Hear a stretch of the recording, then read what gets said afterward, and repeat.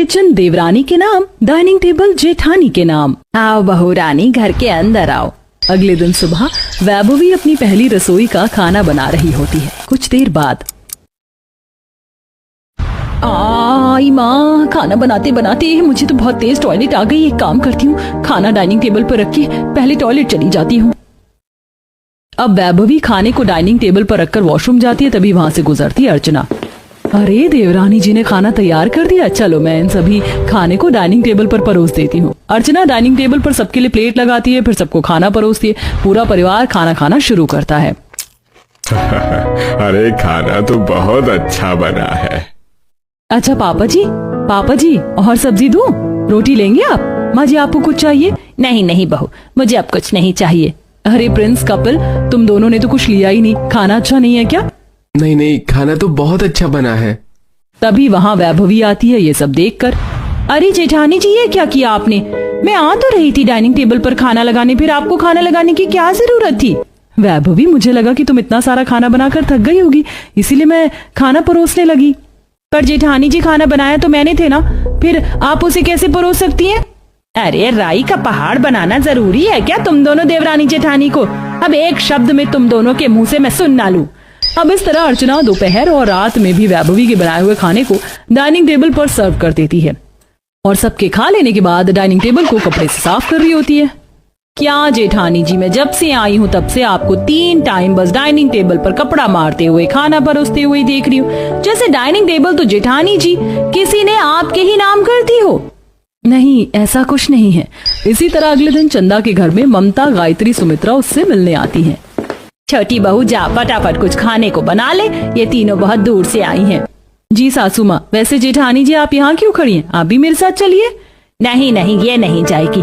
तू जाकर सारा पकवान बना ले और जब बन जाए तो अपनी जेठानी को बता दियो, वो डाइनिंग टेबल पर सबको खिला देगी। ठीक है माँ जी। अब वैभवी गुस्से से तिलमिलाती हुई खाना बनाते हुए, लगता है जेठानी जी ने तो कुछ ज्यादा ही दबदबा बना रखा है। आज तो सासू माँ भी जेठानी जी का ही साथ दे रही थी, जैसे मानो किचन देवरानी के नाम और डाइनिंग टेबल जेठानी के नाम। पर आज तो खाना डाइनिंग टेबल पर मैं ही परोसूंगी। अब गर्मी में पसीने से तरतर होकर वैभवी किचन में सबके लिए खाना बनाकर तैयार कर लेती है कि तभी अचानक उसे अपने फोन की रिंग सुनाई देती है। अरे इस वक्त किसने मुझे कॉल कर दिया? अच्छा खासा डाइनिंग टेबल पर खाना परोसने जा रही थी। कोई नहीं, फटाफट से फोन पर बात करके आती हूँ। अब वैभवी हॉल में आकर फोन पर बात करने लगती है। दूसरी तरफ चंदा रसोई में बने हुए खाने को देखकर रसोई से दूर खड़ी अर्चना से कहती है, बड़ी बहू, तेरी देवरानी ने किचन में खाना बना लिया है। मैं सभी खाने को लाकर डाइनिंग टेबल पर रख देती हूँ, तू सभी खाने को डाइनिंग टेबल पर लगा दे। ठीक है माँ जी। अब एक बार फिर डाइनिंग टेबल पर अर्चना सबका खाना परोसने लगती है। खाना तो बहुत लाजवाब बना है। हाँ, खाना तो तकरीबन बहुत अच्छा बना है। दूसरी तरफ फोन पर बात करती वैभवी। अरे कोमल, तू फोन रख। तुझसे बात करने के चक्कर में मैं तो भूल ही गई कि मुझे डाइनिंग टेबल पर खाना परोसना था। अरे मैं तो कब से बोल रही हूँ फोन रख, तू ही है जो बात बना रही है। अब जब तक वैभवी डाइनिंग टेबल के पास आती तब तक मेहमान खानों का चटकार लेते हुए अर्चना की तारीफ कर रहे होते। ये सब देख वैभवी गुस्से में डाइनिंग टेबल से दूर खड़ी अर्चना से कहती है, जेठानी जी, आप अपने आप को समझती क्या हो? जब खाना बनाती मैं हूँ तो परोसूंगी भी मैं ही ना, लेकिन हर बार किचन में काम मैं करती हूँ और डाइनिंग टेबल पर खाना आप परोसती हो, और जैसे किचन देवरानी के नाम और डाइनिंग टेबल जेठानी के नाम हो। ये कैसी बात कर रही हो वैभवी? मैं तो बस। क्या हो गया छोटी बहू? बड़ी बहू को साइड में ले जाकर उससे क्या खुसुर फुसुर कर रही है? जा सभी जूठे बर्तनों को जाकर किचन में साफ कर दे।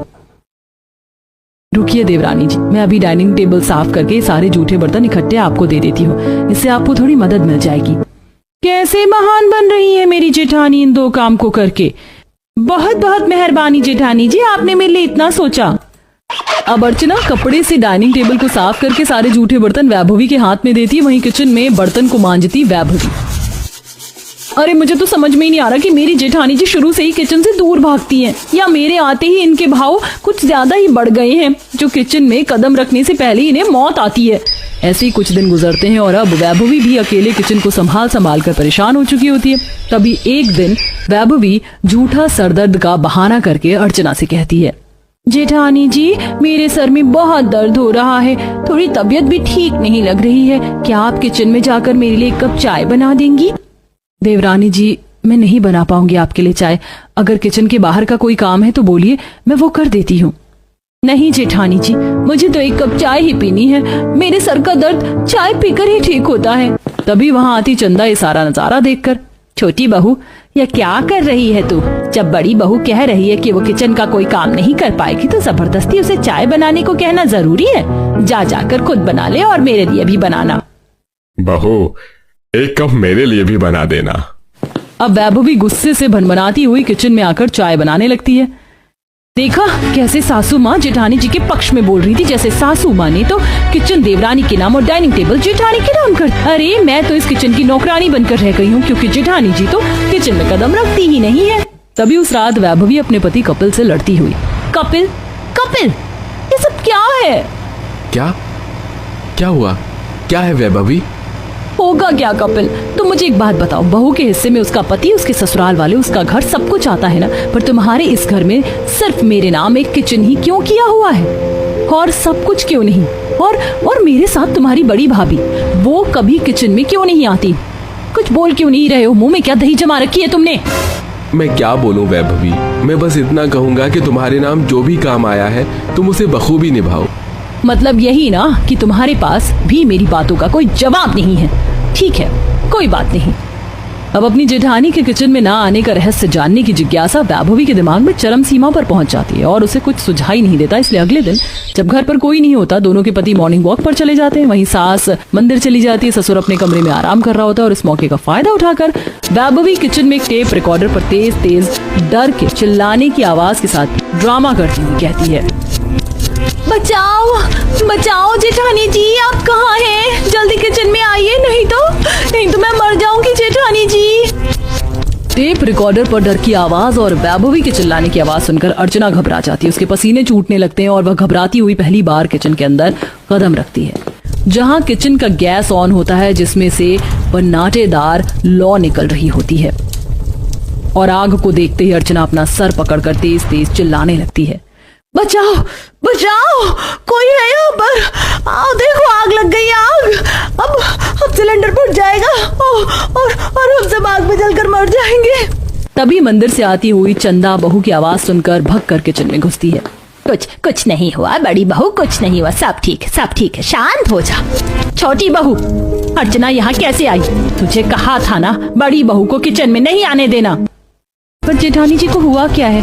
ये ऐसे क्यों कर रही हैं? अब कुछ देर में कपिल और प्रिंस भी वहां पहुंचते हैं और अर्चना को उठाकर सोफे पर बिठाते हैं, उसके मुंह पर ठंडा पानी डालते हैं। अर्चना तुम ठीक तो हो ना? देखो सब ठीक है, कहीं कोई आग नहीं लगी। अब मैं पहले से ठीक हूँ।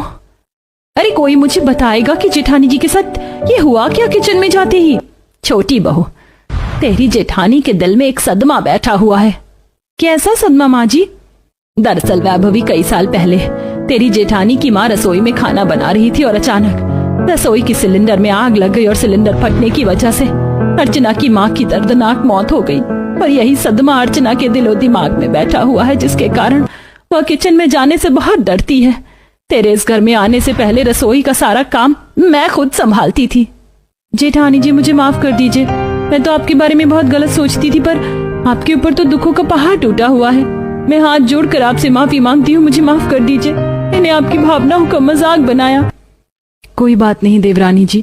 इस दिन के बाद से वैभवी खुद अपनी जेठानी को धीरे धीरे रसोई में आना सिखाती है और देखते ही देखते अर्चना का डर भी किचन के प्रति हमेशा हमेशा के लिए खत्म हो जाता है, जिसके बाद दोनों देवरानी जेठानी मिलकर किचन को संभालने लगती हैं। देवर लाया रोज रोज डिजाइनर ड्रेस पहनने वाली देवरानी। भाभी आपका लहंगा तो बहुत सुंदर लग रहा है, कहाँ से लिया?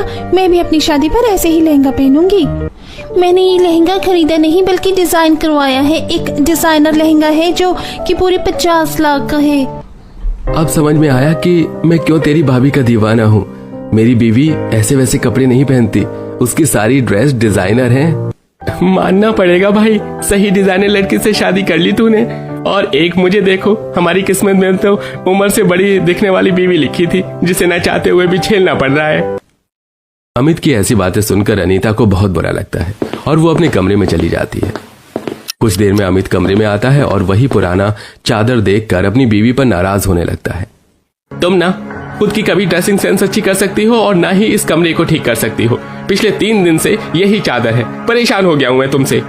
पर घर में तो वही सामान आते हैं जो आपको पसंद होते हैं, इसमें मेरी क्या गलती। सही कहा, इस घर में तो मेरी ही पसंद का सामान आता है। तुम भी तो मेरी ही पसंद की थी, मुझे तो अपनी पसंद पर ही पछतावा है।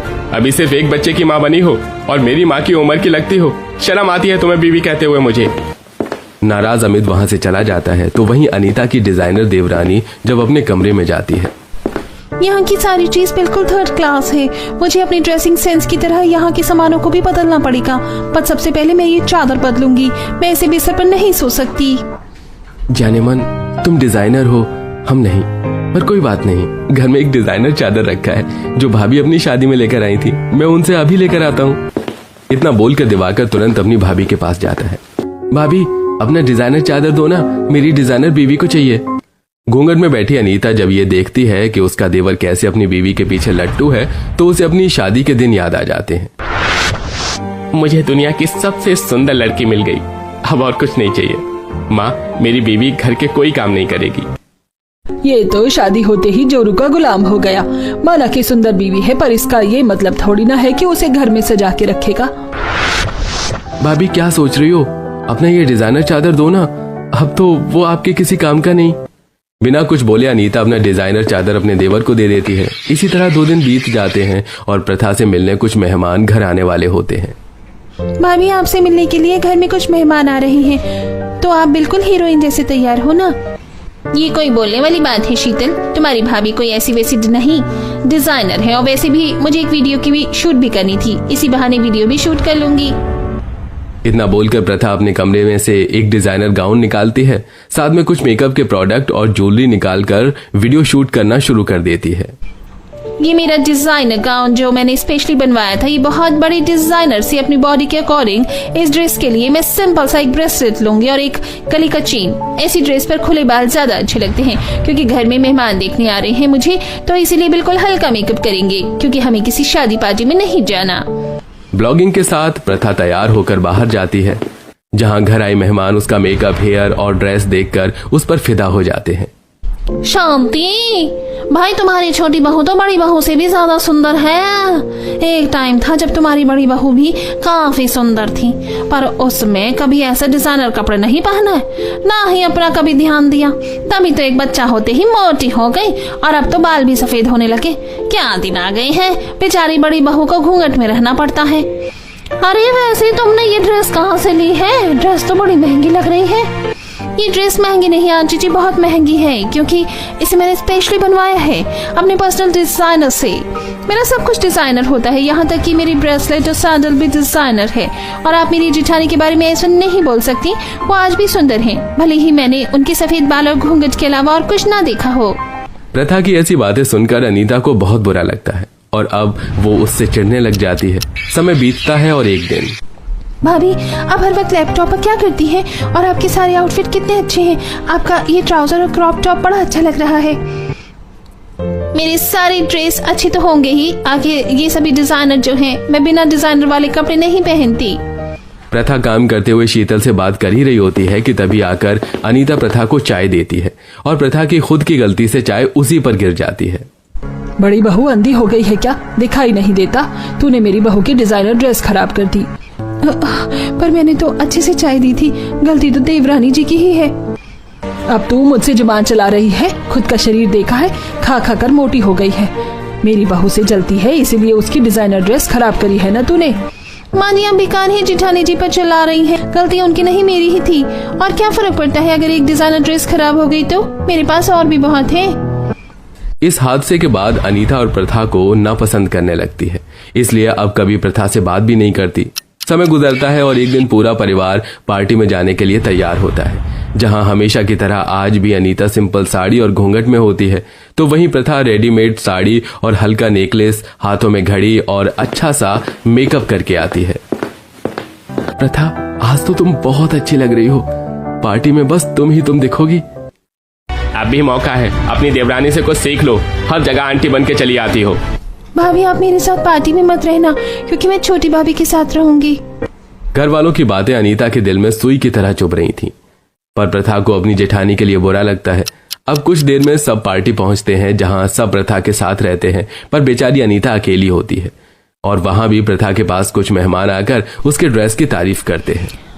आप तो प्रथा है ना, इन्फ्लुएंसर जो अपने वीडियो में हर टाइप के लोगों को ड्रेस सजेस्ट करती है और उस पर कैसा मेकअप करना चाहिए इसके बारे में बताती है। मुझे आपकी सारी डिजाइनर ड्रेस पसंद है और मैं आपकी बहुत बड़ी फैन हूँ। वाह बहू, तू तो बड़ी फेमस है। मेरे तो भाग्य खुल गए तेरी जैसी बहू पाकर। बहू जरा हमें भी बताओ ना, कहाँ से लेती हो तुम इतनी अच्छी ड्रेसेस? आंटी मुझसे पूछिए, मैं बताती हूँ। इनकी सारी ड्रेस डिजाइनर हैं, ये हमेशा डिजाइनर ड्रेस ही वेयर करती हैं। पार्टी की सारी भीड़ प्रथा के पास जमा होती है। यह देख अनीता को काफी बुरा लगता है और वो पार्टी से उठकर गुस्से में वहां से चली जाती है। प्रथा भी अपनी जेठानी के पीछे जाती है। ये देख पूरा परिवार भी पार्टी छोड़कर घर आ जाता है, जहाँ रसोई में जाकर अनीता रो रही होती है। अनीता के पास आकर कहती है, दीदी आप रो क्यों रही हैं और कभी मुझसे बात क्यों नहीं करती? आप क्यों ऐसी बन के रहती हैं? पहले तो आप अपना घूंघट हटाओ। आज तक मैंने आपको देखा ही नहीं, देखा है तो सिर्फ इस घूंघट को। रहने दो, तुम बहुत बड़ी डिजाइनर हो, तुम्हारे सारे कपड़े डिजाइनर हैं, यहाँ तक कि तुम मेकअप भी ब्रांडेड करती हो। मैं तुम्हारी बराबरी कभी नहीं कर सकती और तुम्हारे आने के बाद तो मेरी इज्जत और घट गई है और मैं नहीं चाहती बाकी घर वालों की तरह तुम भी मेरा चेहरा देखकर मेरा मजाक बनाओ। आपको ऐसा क्यों लगता है कि मैं आपका मजाक बनाऊंगी? मैं यहाँ दूसरों को मोटिवेट कर रही हूँ, उनको ड्रेसिंग सेंस सिखा रही हूँ और मैं आपकी मदद नहीं करूंगी। अब तो मैं ही आपकी ड्रेसिंग सेंस चेंज करूंगी और आपको इस घर में पहले की तरह इज्जत भी दिलवाऊंगी। इतना बोलकर प्रथा अपनी जेठानी का घूंघट हटाती है और अगली सुबह अपनी जेठानी के लिए अपने हाथों से उपटन पेस्ट बनाती है। काफी दिनों बाद जब अनीता घर में बिना घूंघट के घूम रही थी तो सब उसे खरी खोटी सुनाने लगते हैं। एक तो कल की पार्टी हमारी बर्बाद कर दी और अब बिना घूंघट के घूम रही हो ताकि हमारी बेइज्जती पूरे शहर में करवा सको। शीतल, ये क्या तरीका है अपनी बड़ी भाभी से बात करने का? ये भी घर की बहू है। मैंने दीदी की पुरानी फोटो देखी है, दीदी मुझसे भी ज्यादा सुंदर है। बस उन्होंने अपने से ज्यादा आप लोगों का ख्याल रखा, जिस वजह से वो अपनी उम्र से बड़ी दिखने लगी है। पर दीदी का मेकओवर और डिजाइनर कपड़े अब मैं डिसाइड करूंगी। इतना बोलकर प्रथा अपनी जेठानी को पार्लर ले जाती है और उसके सफेद बालों में कलर करवाती है। कुछ देर बाद घर आकर पहले प्रथा अपनी जेठानी को उपटन का लेप लगाती है और मेकअप करती है और उनकी बॉडी के अकॉर्डिंग अनारकली सूट पहनाती है, जो ऊपर से टाइट और नीचे से लूज होता है। और उस दिन जब अनीता तैयार होकर बाहर आती है तो घर वालों की आंखें खुली की खुली रह जाती हैं। मुझे विश्वास नहीं हो रहा अनीता, ये तुम हो। तुम तो बिल्कुल पहले जैसी लग रही हो। हाँ भाभी, आज तो आप बहुत अच्छी लग रही हो। आज आप अपनी उम्र से बड़ी नहीं, छोटी लग रही हो। दीदी अपना ख्याल नहीं रखती, इसलिए उम्र से बड़ी लग रही हैं। आप मोटी हैं तो क्या, थोड़ी एक्सरसाइज कीजिए, पतली हो जाओगी। और अब इस घर में डिजाइनर बहू आ गई है तो आप मेरे अकॉर्डिंग कपड़े पहनना। और रही बच्चे की बात, तो वो अभी 6 महीने का है, हम सब ख्याल रखेंगे उसका। प्रथा, तुम्हारा ड्रेसिंग सेंस और तुम्हारे डिजाइनर कपड़े देखकर मैं तुमसे नाराज रही, पर देखो आज तुमने ही मुझे बदल दिया। आज मैं बहुत खुश हूँ, मुझे अपने ससुराल वालों का खोया हुआ प्यार जो मिल गया। वैसे दीदी का कमरा बहुत अच्छा लग रहा है ना, उन दोनों को पसंद तो आएगा। हाँ पूनम, उन दोनों को ये कमरा बहुत पसंद आएगा, तुम देखना। दीदी, घर में नई बहू आ रही है, उसकी मुंह दिखाई के नेक के बारे में कुछ सोचा आपने? मुझे तो कुछ समझ ही नहीं आ रहा, मैं अपनी देवरानी को क्या दूं? हाँ भाभी, मुझे भी कुछ समझ नहीं आ रहा कि मैं मुंह दिखाई के नेक में नई देवरानी को क्या दूं। अरे बाकी अभी नई बहू को घर में तो आने दो, 2 दिन बाद मुंह दिखाई रखेंगे, जब तक हमारे पास बहुत टाइम है। पूनम ने बिल्कुल ठीक कहा। अरे बाहर से गाड़ी की आवाज आ रही है, लगता है वो दोनों आ गए।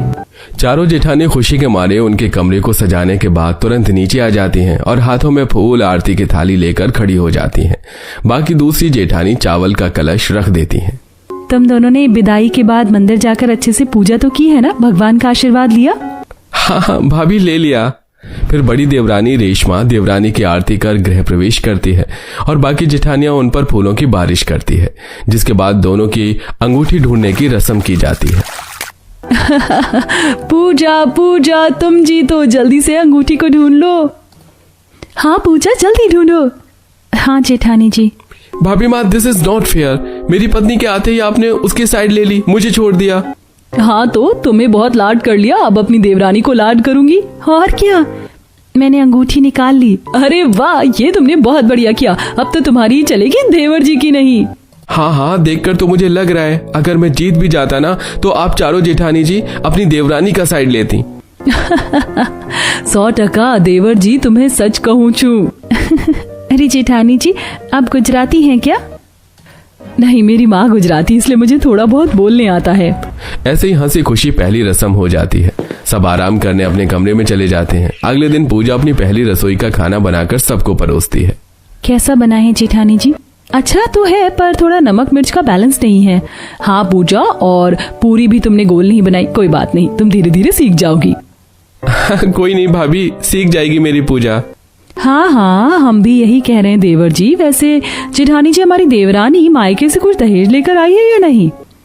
अरे गीता, तुम भूल गई, हमारी देवरानी गरीब घर से आई है। वो कुछ लेकर नहीं आई, ना हमें कुछ चाहिए, हमारे पास सब कुछ है। ये सुन पूजा की आंखों में आंसू आ जाते हैं और वो अपने कमरे में चली जाती है। भाभी आपने क्या किया? सॉरी व्योम, मेरे कहने का ये मतलब नहीं था। मैं देवरानी जी से अभी माफी मांगती हूँ। मैं जानता हूँ भाभी, आपने जानबूझकर नहीं कहा, पर आपको ये बात नहीं करनी चाहिए थी। कोई नहीं, मैं उसे समझा लूंगा। ये कहकर व्योम भी कमरे में चला जाता है। व्योम पूजा को समझाता है, उसे बुरा नहीं लगता। अगले दिन मुंह दिखाई रखी जाती है, जहां बाहर के पड़ोसी रिश्तेदार भी आए होते हैं। दो बहू किसी न किसी काम में व्यस्त थीं और दो बहू रसोई में थी। देवरानी सबके सामने घूंघट करके बैठी थी। तुम्हारी जेठानी कहाँ है? चारों के चारों तुम्हें यहाँ अकेला छोड़ मुंह दिखाई के लिए मुंह दिखाई की रस्म तो उन्हें शुरू करनी थी। अरे आप लोग मुंह दिखाई की रस्म शुरू कीजिए, हम आते हैं। थोड़ा सा खाना भी तो बनाना है ना। ठीक है ठीक है। एक एक करके आए रिश्तेदार बहू का घूंघट उठाकर उसे नेक का लिफाफा देते हैं। कोई साड़ी देता है, कोई पायल देता है, तो कोई कुछ और। तभी संगीता घूंघट ऊपर करके कहती है, बहू तुम तो बहुत सुंदर लग रही हो, लेकिन तुम्हारी जेठानी तुम्हारे साथ ठीक नहीं लगती। सच बताऊं तो तुम्हारी जेठानियों को मैं बहुत अच्छे से जानती हूँ, तुम्हें बहुत नापसंद करती हूँ। और जब से पता चला कि व्योम ने गरीब लड़की से प्यार किया और उससे शादी की है, तब से वो मुंह बनाकर बैठी हुई है। और आज जो तुम्हारे सामने हंस रही मुस्कुरा रही, वो सिर्फ एक दिखावा है। और देखो, अभी तक तुम्हें मुंह दिखाई का नेक नहीं दिया। हाँ ताई, तुम ठीक कहती हो। मैंने तो रेशमा पूनम पाकी से पूछने की भी कोशिश करी, तो उन्होंने कोई जवाब नहीं दिया। वो तुम्हारे लिए खुश है ही नहीं। अरे मुंह दिखाई हो गई क्या? ये लीजिए, आप सब लोग कोल्ड ड्रिंक समोसा लीजिए, उसके बाद खाना खाएंगे सब। अरे रेशमा बहू, तुम चारों ने तो अपनी देवरानी को मुंह दिखाई का नेक ही नहीं दिया। तुम तो रस्म पूरी करो। संगीता ताई, हमारे पास रस्म पूरी करने के लिए अभी कोई नेक नहीं है। हाँ ताई, अभी हमने कुछ नहीं खरीदा। आहिस्ता से संगीता पूजा के कान में कहती है। सब कुछ सुन लिया ना बहू अब तो तुमने? ये सुन पूजा को बहुत बुरा लगता है। खाना खाकर सब लोग चले जाते हैं। सबने बहू को मुंह दिखाई की रस्म का नेक दिया था, लेकिन उसकी खुद की चारों जेठानी ने कुछ नहीं दिया होता। पूजा के मन में शक बैठ जाता है। मुंह दिखाई की रस्म की वजह से घर में गंदगी फैली थी। कुछ देर बाद, अरे हमारे घर में तो कोई नौकर भी नहीं है, और अभी ये काम मुझसे नहीं हो रहा। मुझसे भी नहीं हो रहा गीता। मुझे तो टेंट वाले को शादी का पैसा देने जाना है, और मुझे पार्लर जाना है। मेरी एक अपॉइंटमेंट भी थी आज की। अरे तो ये सारा काम मैं तो अकेले नहीं कर सकती। मेरी मम्मी ने भी आज मुझे घर बुलाया है। पूजा, अब तो तुम भी इस घर का हिस्सा हो, तो तुम घर आज संभाल लो। हम चारों को कहीं बाहर जाना है। ठीक है जेठानी जी, आप जाइए, मैं करती हूँ। ये कहकर चारों जेठानी घर से बाहर निकल जाती हैं। बेचारी पूजा पूरे ससुराल की खुद सफाई करने लगती है। तभी प्रीति आ जाती है। अरे ये क्या पूजा, तुम्हारी मुंह दिखाई की रस्म को 5 घंटे बीते और तुम पर घर का इतना काम छोड़कर तुम्हारी चारों जेठानी पुर हो गई। देखा, मैंने कहा था ना, तुम्हारी जेठानी तुमसे प्यार नहीं करती। अब तो मुझे भी लग रहा है ये बाहर वाले लोग सही बोल रहे हैं। कल भी तो चारों जेठानी ने मुझे गरीबी के लिए बोला, और आज मुझे कोई नेक भी नहीं दिया। लगता है वो सच में मुझे पसंद नहीं करती। नहीं प्रीति दी, मुझे लगता है कि मेरी चारों जेठानी ऐसी नहीं है। ठीक है, बताना मेरा फर्ज था, बाकी तुम देख लो, कहीं तुम्हें इस घर से बाहर ना निकाल दे। इतना कहकर प्रीति चली जाती है। वहीं चारों जेठानियां अपना काम निपटाकर ज्वेलर्स पर डायमंड और सोने के नेकलेस देखती हैं। पूनम, गीता, मुझे तो ये भी समझ नहीं आ रहा कौन सा नेकलेस दूं मैं पूजा को। ये दे दो ना दीदी, ये हीरो का हार बहुत अच्छा लग रहा है। ठीक है, मैं उसे कोई ड्रेस दे देती हूँ। मैं सोने का हार दे देती हूँ। बाकी तुम हनीमून की टिकट बुक कर देना, ये उसकी मुंह दिखाई का शगुन हो जाएगा। हाँ, ये सही रहेगा। चारों जेठानी उसके लिए कुछ न कुछ गिफ्ट लेकर और टिकट बुक करके घर पहुंचते हैं। 2-4 दिन गुजरते हैं। वो कोई काम खुद नहीं कर पाती और घर पर सरप्राइज देने का प्लान करती हैं, तो सारा काम पूजा को करना पड़ता है। एक दिन रेशमा फोन पर थी। अरे आप चिंता मत कीजिए, आपको मलाई कोफ्ता खाना है ना, पूजा बना देगी। आज मैं बिजी हूँ। हाँ। पूजा झाड़ू लगा रही थी कि रेशमा के पैरों में झाड़ू लग जाती है। अरे पूजा, तुम्हें दिखाई नहीं थे तब मैं फोन पर बात कर रही हूँ, तुमने पैरों में झाड़ू मार दी। झाड़ू लक्ष्मी माता होती हैं। माफ कर दीजिए जेठानी जी। अब तो जेठानिया जी मुझे डांटने लग गई हैं। चारों जेठानी बिजी होती हैं तो घर का सारा काम पूजा ही संभालती है। शाम को चारों एक साथ बैठकर चाय पी रही थीं कि कमरे से बाहर जाते वक्त पूजा सुनती है। अब देखना जेठानी जी, हम पूजा के साथ ऐसा करेंगे कि उसकी शक्ल देखने लायक होगी। हाँ दीदी, वो इसी के लायक है, और जब उसे पता चलेगा ना तो उसे बहुत तेज का धक्का लगेगा। हाँ ठीक है, आहिस्ता बोलो, दीवारों के भी कान होते हैं, कहीं उसने पहले ही सुन लिया तो हमारी हकीकत जान जाएगी। तो उसके बाहर निकालने का इंतजाम हो गया ना? हाँ, कल ही करेंगे। हे भगवान, कहीं चारों जेठानी जी मुझे घर से बाहर तो नहीं निकालना चाहती। क्या मैं इतनी चुभती हूँ उन्हें कि मेरी गरीबी से ज्यादा फर्क पड़ रहा है? वो ये नहीं समझती कि मैं व्योम से कितना प्यार करती हूँ। पूजा अपने कमरे में जाकर रोने लगती है। अगले दिन चारों जेठानी अपने पतियों के जाने के बाद छत पर सजावट कर लेती हैं और पूजा को काम में उलझा कर रखती हैं। फिर शाम को पूजा के हाथों को पीछे करके बांध देती हैं और आंखों पर पट्टी बांध देती हैं। जेठानी जी मुझे छोड़ दीजिए। मैं जानती हूँ आप मुझे घर से बाहर निकालने वाली, मेरी आंखों से पट्टी हटा दीजिए। क्या? पूजा, बिल्कुल शांत रहो और चुपचाप हमारे साथ चलो। हाँ, चुपचाप चलो। चारों जेठानियां उसे छत पर ले जाती हैं और उसकी आंखों से पट्टी हटा देती हैं। छत पर सरप्राइज देख पूजा हक्की बक्की रह जाती है। गीत पार्टी पॉपर ब्लास्ट करती है। ये कैसा लगा तुम्हें? अपने मुंह दिखाई का नेक। उप्स, हमने तो गिफ्ट ही नहीं दिया। मेरी तरफ से ये सुंदर सी ड्रेस तुम्हें, और मेरी तरफ से ये हीरो का हार, और मेरी तरफ से ये सोने का नेकलेस। छोटी जेठानी की तरफ से हनीमून की टिकट, वो भी स्विट्जरलैंड की। क्या सच में ये सब मेरी मुंह दिखाई का नेक है? ये तो बहुत अच्छा है, पर आप तो कह रही थी कल आप मुझे यहाँ से बाहर निकाल देंगे और मेरे साथ ऐसा करेंगे कि मैं उसी के लायक हूँ। क्या बोल रही हो पूजा? हम तो तुमसे बहुत प्यार करते हैं। तुम हमारे व्योम की पत्नी हो, व्योम हमारे बेटे जैसा है। तो तुम भी तो ऐसी हुई। क्या तुम्हें ये सब सुनकर ऐसा लग रहा था कि हम तुम्हें घर से बाहर निकाल देंगे? हाँ, और वो संगीता ताई, प्रीति दी भी यही बोल रही थी। ओहो, वो दोनों, उन्होंने तुम्हारे कान भर दिए। बहुत कान भरती हैं वो गली मोहल्ले में, उनसे दूर रहा करो तुम। हाँ, यही बोली होंगी कि तेरी चारों जेठानी ऐसी हैं वैसी हैं। हाँ दीदी, सॉरी, इस वजह से मेरे मन में बहुत शक पैदा हो गया था और मैं उल्टा सोचने लगी थी। कोई बात नहीं, अब तो सच पता है ना, हम अपनी प्यारी देवरानी से बहुत प्यार करते। उस दिन टाइम नहीं मिला था कि क्या गिफ्ट ले, इसलिए जब नहीं दिया। इस तरह पूजा अपनी चारों जेठानी के साथ खुशी खुशी रहने लगती है और अपने हनीमून के लिए भी व्योम के साथ घूमने जाती है।